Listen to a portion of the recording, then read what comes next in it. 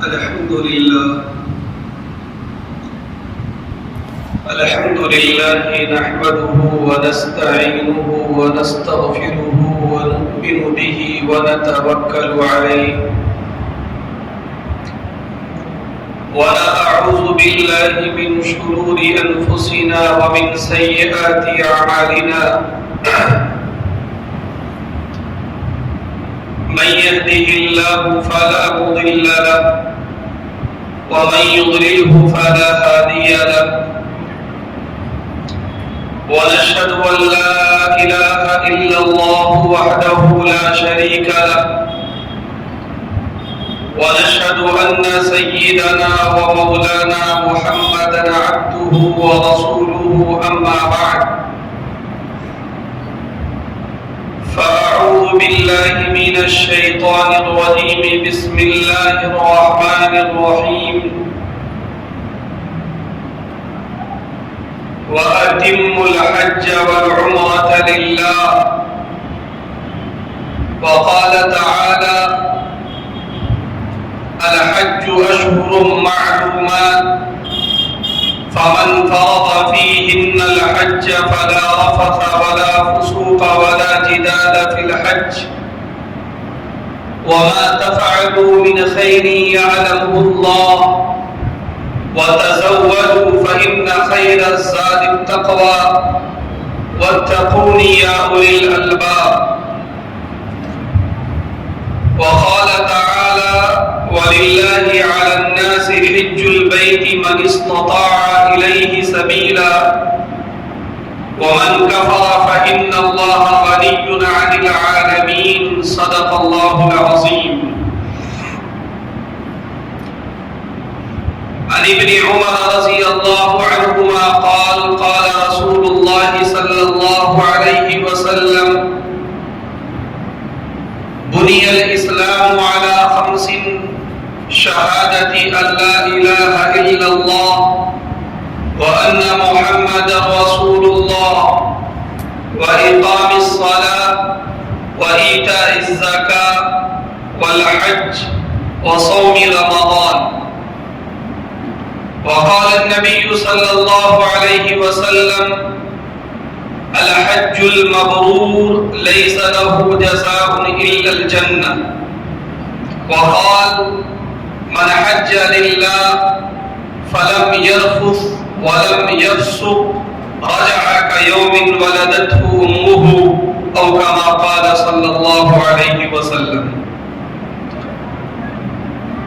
قابل صد احترام میرے بزرگوں، بھائیوں، عزیزوں اور دوستوں، آج شوال کے مہینے کی 28ویں تاریخ ہے، 28 شوال 1444 ہجری. آج یہ تاریخ ہے. اس سے پہلے بھی میں نے عرض کیا تھا کہ رمضان کے مبارک مہینے کے بعد جو مہینہ آتا ہے اسے شوال کہا جاتا ہے، اور اس کے بعد جو مہینہ ہے وہ ذی قعدہ ہے، اور اس کے بعد جو مہینہ ہے وہ ذی الحجہ ہے. یہ 3 مہینے اشہر حج کہلاتے ہیں. اشہر عربی زبان کا لفظ ہے، یہ جمع ہے، اس کا واحد ہے شہر. رمضان کے بیان کو اگر آپ نے غور سے سماعت فرمایا ہوگا تو شہر کا لفظ بار بار آیا، شہر رمضان. شہر یہ واحد ہے، سنگولر ہے، اور اس کی جو جمع ہے، اس کا جو پلورل ہے وہ ہے اشہر. تو یہ 3 مہینے اشہر حج کہلاتے ہیں. میں نے عرض کیا تھا کہ آج کے زمانے میں تو ہو سکتا ہے یہ مسئلہ سمجھنا تھوڑا مشکل ہو، کیونکہ حج کے ایام جب قریب آتے ہیں فلائٹ کے ذریعے سے کچھ دنوں پہلے لوگ چلے جاتے ہیں اور حج کر کے چلے آتے ہیں، بسا اوقات ایک آدمی حج کے سفر سے واپس آ جاتا ہے اور ہمیں محسوس ہوتا ہے کہ شاید 2-4 دن کے لیے ہم سے یہ جدا ہوگا، لیکن ایک زمانہ اس دنیا میں وہ بھی گزر چکا ہے جب سواریوں کے نام پر گھوڑے تھے، گدھے تھے، خچر تھے، اونٹ تھے، اور راستے کے نام پر بہت ہی پرخطر راستے تھے، صحرا تھا، سمندر تھا، جنگل تھا۔ ایسے موقع پر دور دراز کی تو خیر بات چھوڑیے، قریب کے علاقے کا سفر کرنا بھی بڑا مشکل ہوا کرتا تھا۔ بہرحال ایک مسئلہ یہ بیان کیا گیا کہ اگر کوئی رمضان کے مبارک مہینے کے بعد شوال کی پہلی تاریخ ہی سے حج کی نیت اور ارادے سے نکل پڑے اور حج کا احرام باندھ لے تو اس کا یہ احرام معتبر ہوگا، اس کی یہ نیت معتبر ہوگی، کیونکہ اس نے اشہر حج میں نیت کیا اور احرام باندھا۔ بہرحال قرآن پاک میں بھی کہا گیا الحج اشہر معلومات، کہ حج کے متعین مہینے ہیں۔ سوال پیدا ہوتا ہے کہ یہ متعین مہینے کون ہیں؟ تو اس کا جواب یہی ہے کہ شوال، ذی قعدہ اور ذی الحجہ یہ حج کے متعین مہینے۔ میں نے غالباً کبھی عرض کیا تھا کہ قرآن پاک کی ایک آیت میں یہ فرمایا گیا ہے ان عدت الشہور عند اللہ 12 شہرا فی کتاب اللہ یوم خلق السماوات والارض منها 4 حرم، جس میں یہ بات فرمائی گئی ہے کہ جس دن سے اللہ نے اس کائنات کی تخلیق فرمائی ہے اس دن سے مہینوں کی تعداد اللہ نے 12 رکھا ہے، اور ان میں سے 4 مہینے قابل احترام ہیں۔ قابل احترام کا جو معنی آج کے زمانے میں لیا جاتا ہے وہ یہ ہے کہ ان مہینوں میں عبادت کرنا دیگر مہینوں میں عبادت کرنے کے مقابلے میں زیادہ ثواب رکھتا ہے، زیادہ فضیلت رکھتا ہے۔ وہ 4 قابل احترام مہینے کون سے ہیں؟ وہ ہے ذی قعدہ، ذی الحجہ، محرم اور رجب۔ تو گویا کہ خلاصہ کلام یہ ہوا کہ ذی قعدہ اور ذی الحجہ یہ حج کے بھی مہینے ہیں اور قابل احترام بھی مہینے۔ یہ دونوں مہینے اشہر حج میں بھی ہیں اور اشہر حرم میں بھی ہیں۔ یہ بیسک اور بنیادی چیزیں ہیں جو ہمارے ذہن میں رکھنا چاہیے۔ میرے بزرگوں، آپ غور فرمائیں کہ رمضان کا مبارک مہینہ اللہ نے دیا اور ایک تربیتی عمل سے تمام مسلمانوں کو گزارا گیا، لیکن رمضان کا جو مبارک مہینہ اس سے برکتوں کا اور رحمتوں کا سلسلہ جو شروع ہوا، اگر ہم غور کریں تو وہ سلسلہ دراز ہوتا ہوا ذی الحجہ تک پہنچتا ہے۔ رمضان کے بعد جو شوال کا مہینہ آتا ہے جس کی آج 28 تاریخ ہے، اور 2 دنوں کے بعد یہ مہینہ گزر جائے گا، اس شوال کے مہینے سے متعلق ہم سب جانتے ہیں اللہ کے رسول صلی اللہ علیہ وسلم نے فرمایا کہ اگر کوئی رمضان کے مہینے کے بعد شوال کے مہینے میں 6 روزے رکھ لیتا ہے تو اسے سال بھر روزہ رکھنے کا گویا کہ ثواب ملتا ہے۔ وہ شخص ایسا ہے گویا کہ اس نے سال بھر روزہ رکھا، پورے دہر میں روزہ رکھا۔ اگر تھوڑا سا ہم غور کریں بات سمجھ میں آ سکتی ہے۔ رمضان کے 30 دن اور شوال کے 6 دن کو اگر جوڑ دیا جائے تو یہ 36 دن ہوتے. اور ہم سب جانتے ہیں کہ اللہ کے یہاں اجر اور ثواب عطا کرنے کی جو ادنا مقدار ہے وہ یہ ہے کہ جب کوئی بندہ نیک عمل کرتا ہے تو اسے 10 گنا ثواب عطا کیا جاتا ہے. اگر 36 روزے کسی نے رکھے اور اللہ کی طرف سے جو منیمم مقدار ہے، میکسیمم تو اللہ جانتا ہے، میکسیمم جب اللہ دینے پر آتا ہے تو 10 نہیں بلکہ اپنی شان کے مطابق کبھی 70 گنا، کبھی 700 گنا اور کبھی اس سے کہیں زیادہ اجر و ثواب عطا کرتا ہے. لیکن کم سے کم جو مقدار اللہ سے یا اللہ کے یہاں سے دیا جاتا ہے وہ ہے 10 گنا. 36 روزے اگر کوئی رکھتا ہے رمضان اور شوال کو ملا کر اور اسے 10 گنا ثواب بھی اگر دیا جائے تو گویا کہ 360 روزے اس نے رکھے. اور عربی مہینے جو کہ 29 اور 30 کے ہوا کرتے ہیں اس کو جب آپ جوڑیں گے تو وہ سال کے 360 دن ہوتے ہیں. تو اس اعتبار سے اللہ کے رسول نے فرمایا کہ اگر کوئی شوال کے مہینے میں ہمت کر کے 6 روزے رکھ لے، یہ مسئلہ ذہن میں رکھیں آئندہ کے لیے بھی کہ یہ 6 روزے آپ مسلسل بھی رکھ سکتے ہیں اور یہ 6 روزے آپ انقطاع کے ساتھ بھی رکھ سکتے ہیں، بیچ میں چھوڑ کر بھی رکھ سکتے ہیں. بس پورے مہینے میں 6 کی تعداد آپ کو پوری کرنی ہے. اللہ کی طرف سے جو اس کا ثواب ہے وہ انشاءاللہ آپ کو عطا کیا جائے گا. تو میں عرض کر رہا تھا کہ رمضان کے مہینے سے ایک تسلسل شروع ہوا اور شوال کا مہینہ بھی اپنے اندر برکتیں لیے ہوا ہے.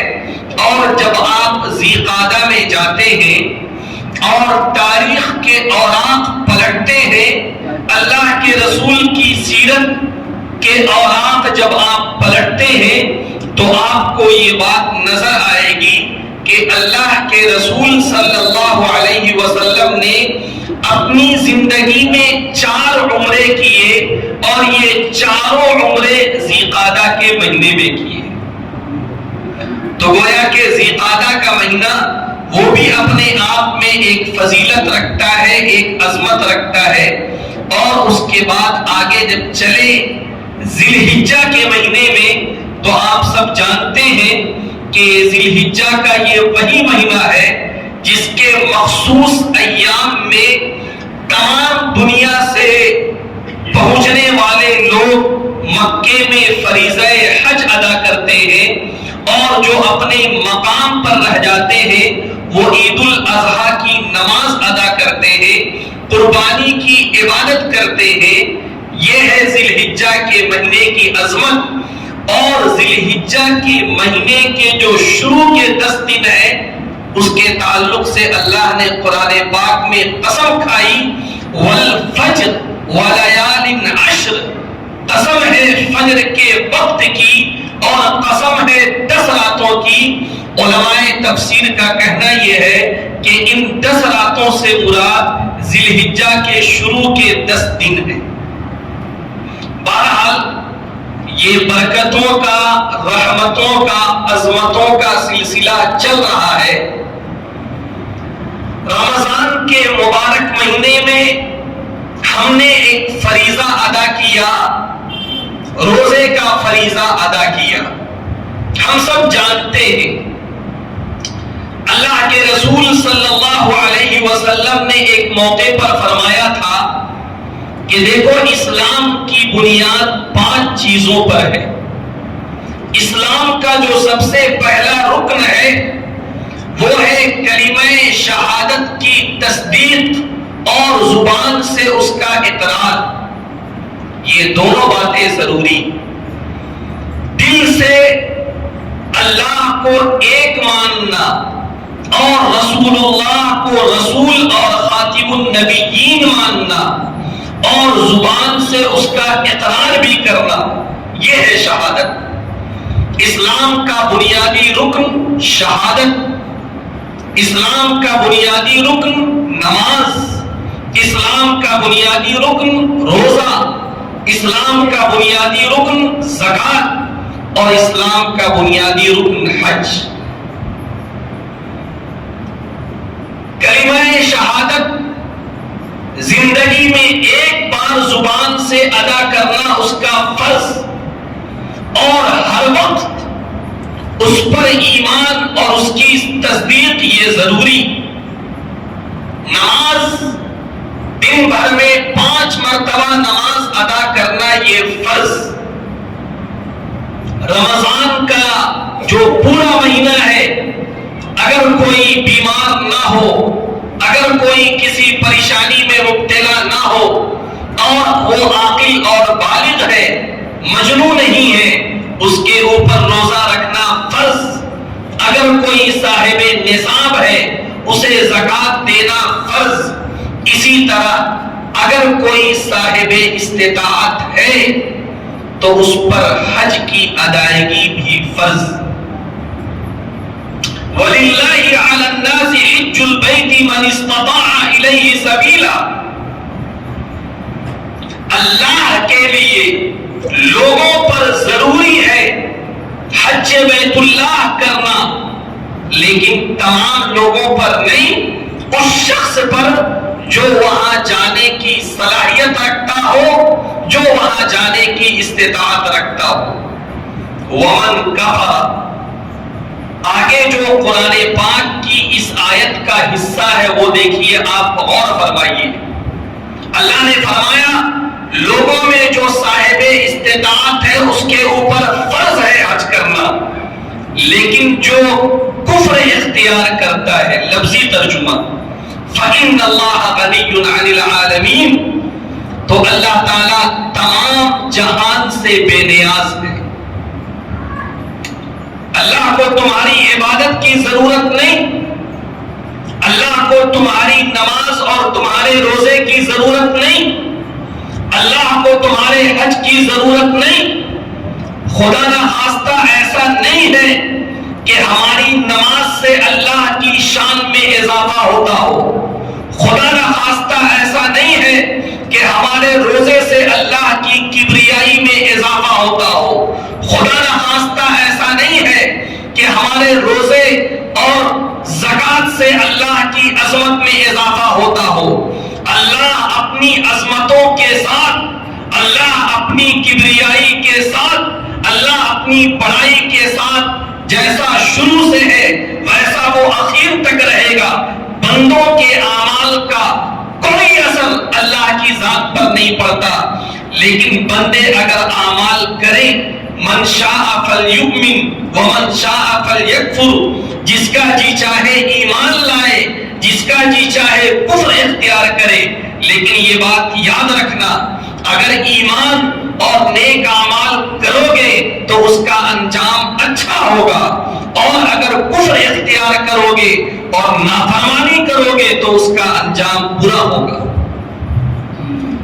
تو اللہ نے پوری وضاحت کے ساتھ فرمایا جو بھی صاحب استطاعت ہے وہ حج کرے۔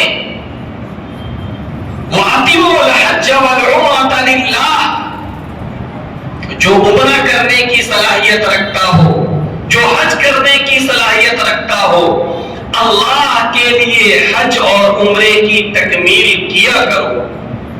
جی، اگر کوئی اللہ کے لیے، اللہ کی رضا جوئی کے لیے، اللہ کی خوشنودی کے لیے اگر کوئی حج کرتا ہے، اللہ کے رسول صلی اللہ علیہ وسلم نے فرمایا الحج المبرور لیس له جزاء الا الجنہ، کہ جو مقبول اور مبرور حج ہے اس کا بدلہ تو صرف جنت، اس کا کوئی بدلہ نہیں سوائے جنت کے۔ ایک دوسری حدیث میں اللہ کے رسول نے فرمایا کہ اگر کوئی اللہ کے لیے حج کرتا ہے، آپ غور فرمائیں کہ قرآن پاک کی آیت ہو یا احادیث کے الفاظ ہو، حج کے عمل میں خاص طور سے یہ کہا جا رہا ہے کہ یہ اللہ کے لیے ہونا چاہیے. جی، سرٹیفکیٹ حاصل کرنے کے لیے حج نہ ہو، ڈگری حاصل کرنے کے لیے حج نہ ہو. میں کبھی کبھی بڑا سخت جملہ کہہ دیتا ہوں، لیکن ضرورت ہے کہ ہم حقیقت کو سمجھیں. ہمارے یہاں گنگا نہانے کا کوئی تصور نہیں کہ زندگی بھر کوئی گھپلے بازیاں کرے، زندگی بھر کوئی احکام میں کوتاہی کرے، زندگی بھر کوئی لوگوں کا مال ہڑپے، زندگی بھر کوئی حکم عدولیاں کرے، کروڑ پتی بن جائے، بیواؤں کا مال ہڑپ کر، مسکینوں کا مال ہڑپ کر، غلط طریقے سے کاغذ بنوا کر، کمزوروں کو دبا کر اور ستا کر، اور اس میں سے 5-6 لاکھ روپے حج میں خرچ کر دے، اور اس غلط فہمی میں رہے کہ صاحب جو بھی ہم نے کیا کرایا تھا وہ سب دھل دھلا کے پاک ہو گیا. تو یہ سوائے غلط فہمی کے، یہ سوائے خام خیالی کے اور کچھ نہیں. یقیناً اللہ کے رسول نے فرمایا کہ اگر کوئی اللہ کے لیے حج کرتا ہے اور اس میں ہر طرح کے گناہ سے، ہر طرح کے جھگڑے سے، ہر طرح کی حکم عدولیوں سے اگر کوئی بچتا ہے تو وہ حج کے سفر سے اس طرح واپس آتا ہے گویا کہ آج ہی اس کی ماں نے اس کو جنا. لیکن یہ کب ہے؟ یہ اس وقت ہے جب کہ حج میں جانے سے پہلے ہر طرح کے حقوق کی ادائیگی وہ کر چکا. خدا نخواستہ غلط طریقے سے اگر کسی کا مال اس کے ہاتھ میں آ گیا اس کو واپس کر چکا ہو. خدا نخواستہ نادانی سے اگر کسی کا مال ہڑپ لیا ہو اس سے معافی تلافی کر چکا ہو. خدا نخواستہ اگر اپنے والدین یا اپنے اعزا و اقارب کی شان میں کوئی گستاخی کر چکا ہو تو اس سے بھی میل ملاپ کر چکا ہو. دل کو صاف کر کے، اپنے بدن کو صاف کر کے، اپنے مال کو صاف کر کے، اور ہر طرح سے ذمہ داریوں سے کی ادائیگی کے بعد جب وہ اللہ کے لیے حج کے سفر پر جاتا ہے اور وہاں پر بھی پورے اخلاص کے ساتھ اور پوری للہیت کے ساتھ اور پورے عاشقانہ مزاج کے ساتھ جب وہ حج کرتا ہے تو یقیناً اللہ کی ذات سے امید ہے کہ اسے وہ فضیلت حاصل ہوگی جو اللہ کے رسول نے فرمائی. اللہ کے رسول نے کتنے اچھے انداز میں فرمایا، من حج للہ، اگر کوئی اللہ کے لیے حج کرے، فلم یرفث، جب حج کا احرام باندھ لے اس کے بعد نفسانی خواہشات کا کوئی دخل نہیں. بیوی بھی اگر ساتھ میں ہو تو نفسانی خواہش کے اعتبار سے اس کی طرف دیکھنا اور اس کی طرف چھونا یہ صحیح نہیں. کوئی فسق کا کام نہ کرے، شریعت کے خلاف کوئی عمل نہ کرے. ولا جدالا، کسی سے جھگڑے نہیں، کسی سے لڑائی نہ کرے. بھیڑ بھاڑ کا موقع ہے، بہت سارے مسائل ہو سکتے ہیں. دماغ کو ٹھنڈا رکھے، مزاج کو ٹھنڈا رکھے، عفو درگزر سے کام لے. اس طرح سے اگر کوئی حج کے ایام گزارتا ہے اور جب وہ واپس آتا ہے تو یقیناً اس کو یہ فضیلت حاصل ہوگی کہ وہ گویا کہ ایسا ہے کہ وہ آج ہی دنیا میں آیا ہے اور آج ہی اس کی ماں نے اس کو جنا ہے. ایک موقع پر اللہ کے رسول صلی اللہ علیہ وسلم خطاب فرما رہے تھے. اللہ کے رسول صلی اللہ علیہ وسلم نے فرمایا کہ لوگوں، اللہ اللہ نے تمہارے اوپر حج کو فرض کیا ہے فحجوا تو تم حج کیا کرو. ایک صحابی کھڑے ہو گئے. صحابہ کا مزاج تھا کہ اگر کوئی بات ان کو سمجھ میں نہیں آتی ادب کے دائرے میں رہتے ہوئے ہر بات اللہ کے رسول سے پوچھتے تھے. ایک صحابی کھڑے ہو گئے, انہوں نے کہا اکل عام یا رسول اللہ, اے اللہ کے رسول کیا اگر کوئی صاحب استطاعت ہے تو وہ ہر سال حج کرے؟ انہوں نے ایک مرتبہ پوچھا, اللہ کے رسول خاموش رہے. انہوں نے دوسری مرتبہ پوچھا, اللہ کے رسول خاموش رہے. انہوں نے تیسری مرتبہ پوچھا, اللہ کے رسول خاموش رہے. اس کے بعد اللہ کے رسول صلی اللہ علیہ وسلم نے یہ جواب دیا کہ تم نے جو سوال کیا تھا اس کے جواب میں اگر میں ہاں کہہ دیتا تو امت کے مالداروں پر جو بھی صاحب استطاعت ہے ہر سال حج فرض ہو جاتا, اور یقیناً یہ ایک مشقت کی بات ہوتی. اس کے بعد اللہ کے رسول نے بڑی قیمتی بات فرمائی کہ تم سے پہلے کی امتیں ضرورت سے زیادہ سوال کرنے کی وجہ سے اور قیل اور قال کرنے کی وجہ سے ہلاک ہوئی. جب میں تمہیں کوئی حکم دوں تو اپنے استطاعت کے بقدر اس پر عمل کر لیا کرو, اور جب کسی بات سے منع کیا کروں تو اس سے رک جایا کرو. بہت زیادہ قیل قال اور بہت زیادہ سوالات سے بسا اوقات انسان تنگیوں میں پڑ جاتا ہے, بسا اوقات انسان پریشانیوں میں پڑ جاتا ہے. آپ تھوڑا سا غور کریں, حضرت موسیٰ علیہ السلام ان کا جو واقعہ قرآن پاک کے پہلے پارے میں بیان کیا گیا, بنی اسرائیل میں ایک شخص اس کو قتل کر دیا گیا. لوگوں میں یہ بات آئی کہ بھائی قاتل کون ہے, اس کا پتہ کیسے لگایا جائے. حکم ہوا کہ کوئی ایک گائے ذبح کرو اور اس کے بعد آگے کا مسئلہ حل ہوگا. اب قیل اور قال شروع ہوا. کوئی بھی گائے ذبح کر دیا جاتا مسئلہ حل ہو جاتا, لیکن بنی اسرائیلیوں کے مزاج میں حکم کو ماننا نہیں تھا بلکہ خواہ کے لیے میخیں نکالنا تھا. ان لوگوں نے سوال کیا حضرت موسیٰ سے کہ اے اللہ کے رسول ہم کیسی گائے ذبح کریں؟ اب تنگی آنا شروع ہو گئی. زیادہ سوالات میں جب پڑے تو تنگی آنا شروع ہو گئی. کہا کہ ٹھیک ہے, ایسی گائے ذبح کرو جو نہ بہت بوڑھی ہو نہ بہت جوان ہو. ایسی گائے ذبح کرو جس کو نہ کھیت میں جوتا گیا ہو, جس سے نہ پانی وغیرہ کے ڈھونے کا کام لیا گیا ہو.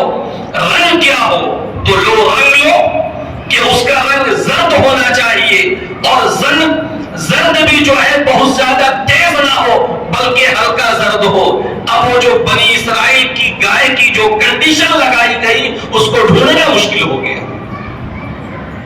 اس لیے اللہ کے رسول نے ایک نظام ہمیں دیا ہے کہ جو موٹی موٹی باتیں کہی جا رہی ہیں اس پر عمل کیا جائے, اور خواہ کے لیے قیل قال یہ بہت اچھی بات نہیں. خیر, میں یہ عرض کر رہا تھا کہ امت میں جو صاحب استطاعت لوگ ہیں ان پر حج کرنا فرض, جس طرح نماز فرض ہر عاقل بالغ اور مسلمان پر, جس طرح روزہ فرض ہر عاقل بالغ اور مسلمان پر, جس طرح زکات فرض صاحب نصاب عاقل بالغ مسلمان پر, اسی طرح حج بھی فرض صاحب استطاعت عاقل بالغ مسلمان پر. جی, اس سلسلے میں ہم بہت ساری غلط فہمیوں کے شکار ہیں. ابھی حج میں جانے کا سلسلہ شروع نہیں ہوا, ہم بہت ساری غلطیوں کے اور غلط فہمیوں کے شکار ہیں. ایک بہت بڑی غلط فہمی یہ ہے کہ صاحب یہ حج تو بوڑھوں کا کام ہے, یہ حج جوانوں کا کام کہاں. ہم لوگوں کے سامنے آپ لوگ جانتے ہیں ہر طرح کے مسائل سامنے آتے ہیں. ایک جاننے ہی والے ہیں, انہوں نے بتایا وہ 4 بھائی, ان کی والدہ کو حج پہ جانا تھا, تو ان لوگوں نے طے کیا کہ ہمارے جو فلانے بھائی ہیں وہ حج پہ جائیں, باقی لوگوں میں سے کوئی نہ جائے. تو کیوں بھائی؟ تو انہوں نے جو جواب دیا, ہنسی بھی آئی, افسوس بھی ہوا. کہا کہ دیکھیے ہم تینوں کا جو کاروبار ہے اس میں تھوڑی سی گڑبڑی ہے, اور حج کرنے کے بعد بھی وہی سب ہم کرتے رہے تو یہ اچھی بات نہیں ہے. تو یہ جو گڑبڑی والا سسٹم ہے وہ تھوڑا کچھ اور دن چلتا رہے, تھوڑا مال جمع ہو جائے, اس کے بعد پھر دیکھا جائے گا. یہ ہمارے سیدھے سادے بھائی ہیں, سیدھا سادہ کاروبار ہے, یہ امی کے ساتھ حج پہ جائیں گے. یعنی گویا کہ یہ کہہ رہے ہیں کہ حج کرنے کے بعد تو پابندی لگ جائے گی کہ اب کوئی گڑبڑی ہم کر نہیں سکیں گے.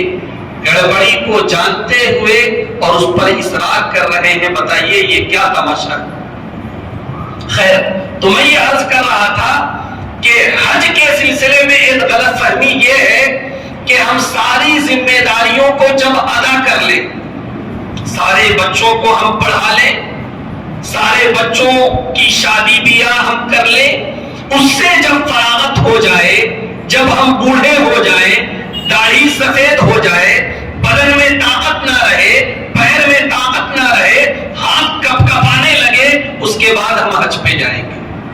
آپ تھوڑا سا غور کیجیے, اللہ کرے کہ اللہ ہم سب کو حج کی توفیق دے.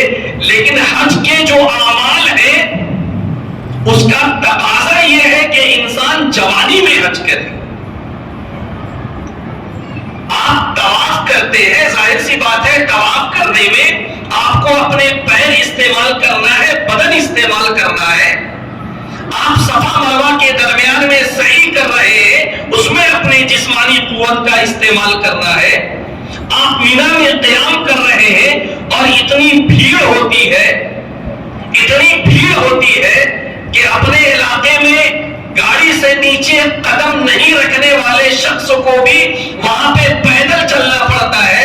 اور مفتی تقی عثمانی صاحب نے بڑا خوبصورت جملہ کہا کہ بھائی وہ ایسا علاقہ ہے کہ جہاں نہ تو بس چلتی ہے اور نہ بس چلتا ہے, وہاں بس بھی نہیں چلتی ہے اور کسی کا بس بھی نہیں چلتا ہے. لامحالہ آپ کو پیدل چلنا پڑے گا, آپ کو مینا پیدل جانا پڑے گا, آپ کو عرفات میں قیام کرنا پڑے گا. وقوف عرفہ کا مطلب ہی یہ ہوتا ہے کہ عرفات کے میدان میں جب انسان قیام کرے, وقوف کا مطلب ہوتا ہے ٹھہرنا, کھڑا ہونا. تو یہ دوڑ بھاگ کے کام ہے, اور ہم ہندوستانیوں نے خاص طور سے بر صغیر کا جو علاقہ ہے, ہم لوگوں نے یہ سمجھ لیا کہ حج جو ہے یہ ہمارے بزرگوں کا کام ہے, جوانی میں حج کا.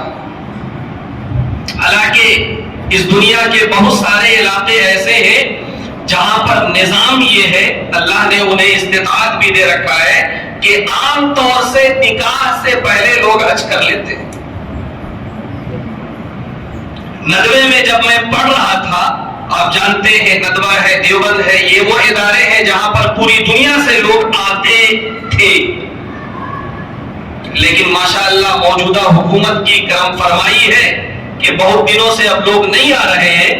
میرے درجے کا ساتھی آسٹریلیا کا, میرے درجے کا ساتھی, شروع سے آخر تک ہم نے ساتھ میں پڑھا, ابھی بھی کبھی کبھی وہ فون کرتا ہے.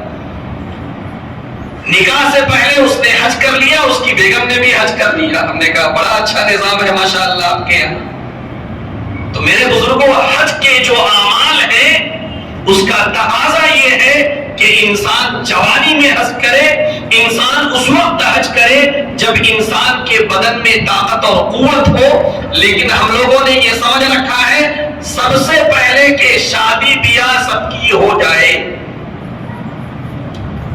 لڑکیوں کی شادی میں جو خرچہ ہے یقیناً یہ ہمارے سماج اور سوسائٹی کا ایسا بدنما داغ ہے کہ کیا عرض کیا جائے اس سلسلے میں. ورنہ سچی بات یہ ہے کہ بچیوں کی شادی میں کوئی خرچہ اسلام نے رکھا ہی نہیں.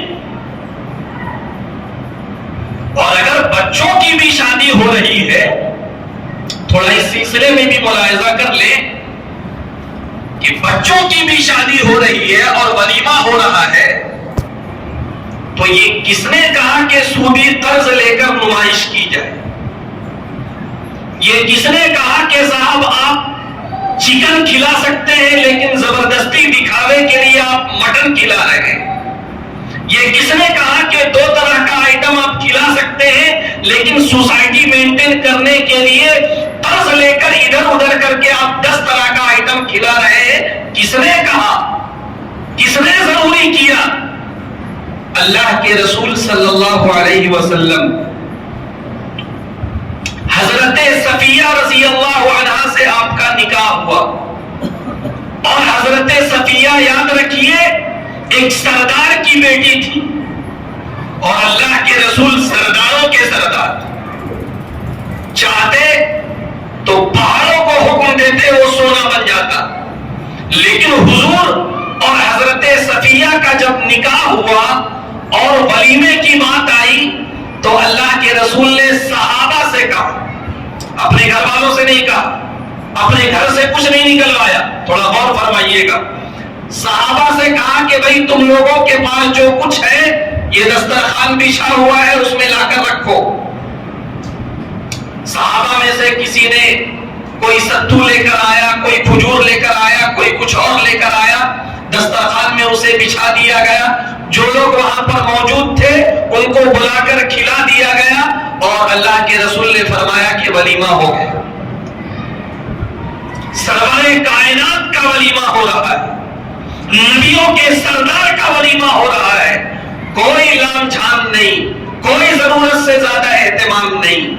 لیکن بتائیے کہ ولیمے کے نام پر ہم جو اسراف کر رہے ہیں، ولیمے کے نام پر جو ہم بیجا خرچ کر رہے ہیں، کس مولوی نے کہا کہ اس کی اجازت ہے؟ کس مفتی نے فتویٰ دیا کہ اس کی اجازت ہے؟ اللہ نے قرآن پاک میں صراحت سے فرمایا ہے، ان المبذرین کانوا اخوان الشیاطین، ضرورت سے زیادہ خرچ کرنے والے شیطان کے بھائی ہیں۔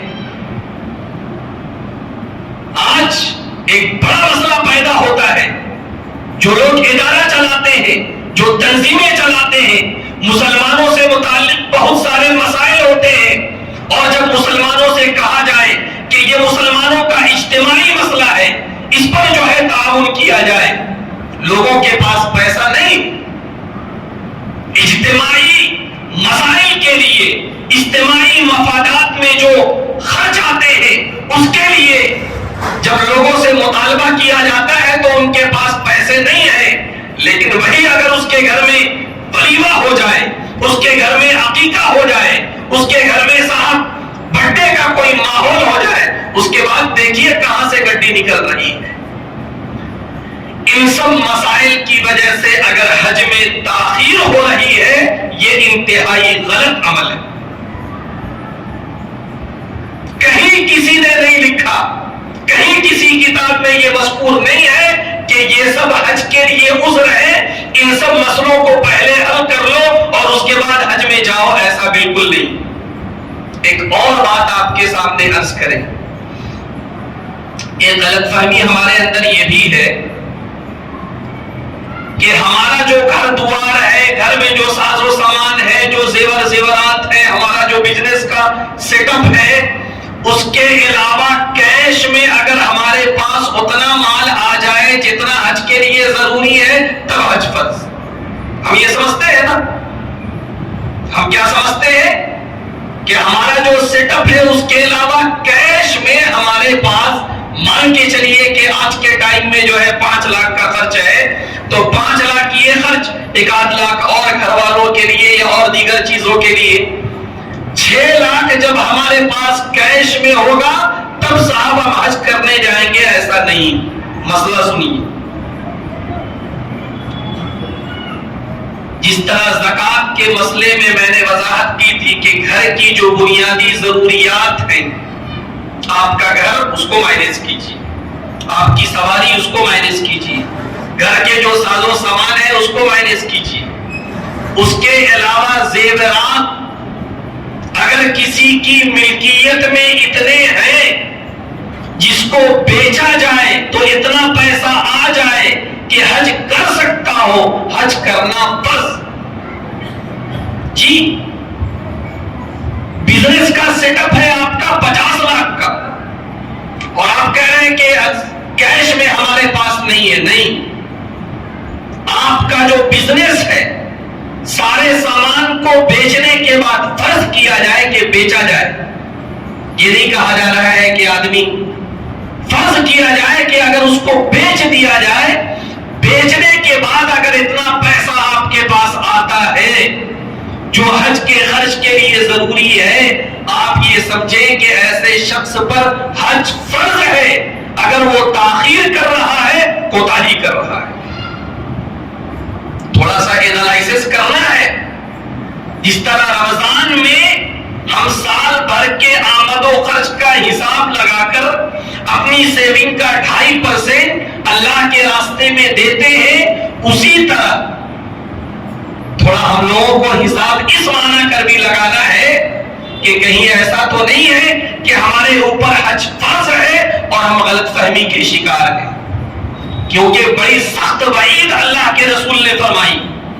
اللہ کے رسول نے فرمایا کہ اگر کسی کے اوپر حج فرض ہو اور وہ حج نہ کرے، فَلْيَمُتْ إِنْ شَاءَ يَهُودِيًّا أَوْ نَصْرَانِيًّا، تو اس کو چاہیے کہ وہ یہودی ہو کر مرے یا نصرانی ہو کر مرے، اس کے ایمان کی کوئی گارنٹی نہیں۔ وہ یہودی مر رہا ہے کہ نصرانی ہو کر مر رہا ہے کہ مشرک ہو کر مر رہا ہے، اس کے ایمان کی کوئی گارنٹی نہیں۔ اتنی سخت بات اللہ کے رسول نے فرمائی۔ اس لیے میرے بزرگوں، اس لائن سے بھی ہمارے اندر بیداری آنا بہت ضروری ہے۔ بہت ساری غلط فہمیوں کے ہم شکار ہیں، اور حج کی جو حکمتیں ہیں، اس کی جو مصلحتیں ہیں، اور انٹرنیشنل اعتبار سے مسلمانوں کے کون کون سے مسائل اس سے وابستہ ہیں، یہ سب مستقل ایک موضوع ہے۔ لیکن ایک بات آپ غور کریں، اس دنیا میں بسنے والے جتنے بھی انسان، جتنے بھی مسلمان ہیں، ان کو آپس میں ایمانی اعتبار سے بھائی قرار دیا گیا ہے، اور اس کا تقاضا یہ ہے، ایک بڑا عجیب set up, mind set up جو اس زمانے میں ہے، وہ یہ ہے کہ صاحب میں خوش، ہمارے گھر والے خوش، ہمارے پڑوس میں کیا ہو رہا ہے پتہ سے۔ یہ مسلمانوں کی طرز زندگی نہیں۔ مسلمانوں کی طرز زندگی یہ ہے، مولانا ابوالکلام آزاد رحمت اللہ علیہ کی زبان میں، کہ ہندوستان میں بسنے والا مسلمان اگر یورپ اور افریقہ میں کوئی مسلمان بس رہا ہے اور اس کے پیر کے تلوے میں اگر کوئی کانٹا چبھ رہا ہے اور اس کی چبھن کو یہاں بسنے والا مسلمان اپنے دل میں اگر وہ محسوس نہ کرے تو اس کا مطلب ہے کہ اس کے ایمان میں نقص ہے۔ ہم اتنے سیلفش نہیں ہیں، ہم اتنے لاپرواہ نہیں ہیں کہ صاحب مسلمانوں کے اجتماعی مسائل کیا ہیں، مسلمانوں کے مشترکہ مسائل کیا ہیں، مسلمانوں کے کامن ایشوز کیا ہیں، ہم ان سے غافل ہو کر ایک جانور کی طرح بس زندگی گزار رہے ہوں، کھا رہے ہیں، پی رہے ہیں، سو رہے ہیں، کاروبار کر رہے ہیں، اس کے علاوہ کچھ نہیں۔ یہ نہیں ہے۔ ہمیں 5 وقتہ نماز دیا گیا اور جماعت کے اہتمام کی تاکید کی گئی تاکہ محلے کے اعتبار سے جو مسائل ہیں اس پر ڈسکس بھی ہوا کرے۔ 5 وقت انسان آ رہا ہے مسجد میں، پورے علاقے میں کیا بات پیش آ رہی ہے، کس طرح کے مسائل پیدا ہو رہے ہیں، ڈسکس کیا جائے۔ جمعہ کے موقع پر ایک بڑی بھیڑ آتی ہے، بڑی آبادی کے اعتبار سے جو مسائل ہیں اس کو ڈسکس کرنے کے لیے ہمیں جمعہ دیا گیا۔ عیدین کے موقع پر تقاضا یہ ہے کہ ایک بڑے علاقے کا ایک عیدگاہ ہو۔ کیوں؟ تاکہ اس پورے بڑے علاقے میں اگر کوئی مسئلہ ہے تو اس کو سالانہ اس پر ڈسکشن ہو، سالانہ اس پر بات چیت ہو۔ اور یہ حج کا جو اجتماع ہے پوری دنیا سے مسلمانوں کو ایک سینٹر میں جمع کیا گیا۔ کیوں؟ تاکہ پوری دنیا کے اعتبار سے مسلمانوں کے جو کامن ایشوز ہیں، جو مشترک مسائل ہیں، اس پر گفتگو ہو، اس پر بات چیت ہو، اس کے لیے روڈ میپ تیار ہو۔ لیکن اللہ ہم سب کا بھلا کرے، یقیناً حج ایک عبادت، اس کے ساتھ بہت ساری چیزوں کو جوڑا گیا تھا، ہم نے صرف اس کو عبادت بنا کے چھوڑ دیا۔ اللہ کرے کہ وہ دن آئے کہ ان چیزوں سے جو حکمتیں مطلوب ہیں ان کو ہم سمجھنے والے ہوں اور اسی کے مطابق ہماری زندگی بھی ہو۔ بہرحال حج سے متعلق ہمیں اپنے اندر بیداری پیدا کرنا ہے، ہمیں اپنا جائزہ لینا ہے، اور اگر اللہ نے اتنی استطاعت دی ہے تو اس میں بالکل کوتاہی اور غفلت نہ کی جائے۔ اللہ سے دعا کریں کہ جو باتیں عرض کی گئی ہیں اللہ ہم سب کو اس پر عمل کی توفیق سے